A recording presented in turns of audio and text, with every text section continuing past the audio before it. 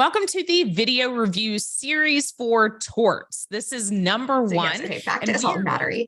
That I also, things that I was bullet pointing in my brain as I'm going through review were transferred intent, because I was like, oh, I think that, is going to come up. It's like, well, I meant to hit Sally, but I hit Sue instead.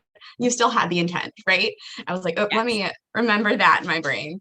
That's exactly right. That's the transferred intent. And the most common way it's used is from assault or battery is you're trying to harm one person, but another gets in the way, or you miss and you harm somebody else. You're trying to run down, like you said, you're trying to run down Sally and you miss and you hit Joe. Well, you still intended to hit a person. So the other person takes the place of the original intended party because you intended to do that act. Yes. And you accomplished that act. You actually did the act, and then it caused harm. So even if it caused harm to a different person, it still counts as that intentional tort and harm to that plaintiff. Absolutely. And then assault and battery is the most common case for transferred intent for the actual crime versus the parties. So the parties is almost always a transferred intent.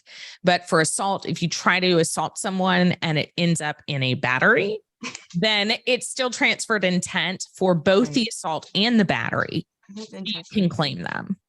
Interesting. Yep. So for instance, in that area, when I was a prosecutor, this was a horrible case, but I think it gives you some fact pattern with it. Is a domestic situation where the husband pointed a revolver at his wife. Okay. So he was playing Russian roulette with his wife, which is shocking, fact. And it was true in this case. And he pulled the trigger. Now, his intent was not to kill her. It was to scare her, right? To absolutely scare her. But there was a chance that there was a bullet in there because there was a bullet somewhere. Which one was it going to be? Right. Thank God he didn't actually, find the one with the round in it. But if he had, that's transferred intent from assault, where he's meaning to scare her and to attempted murder. Right, exactly. It's all of it. We actually charged him with, that's funny. We did actually charge him with attempted murder. See, this is why I'm better at criminal law than that, because I was like, Jesus Christ.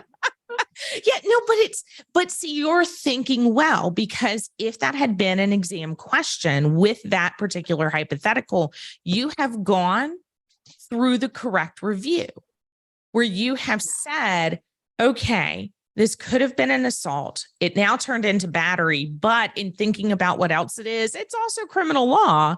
And this could be charged as attempted murder because there was the intent, the action was there. If she lives, right? There's the action that was there.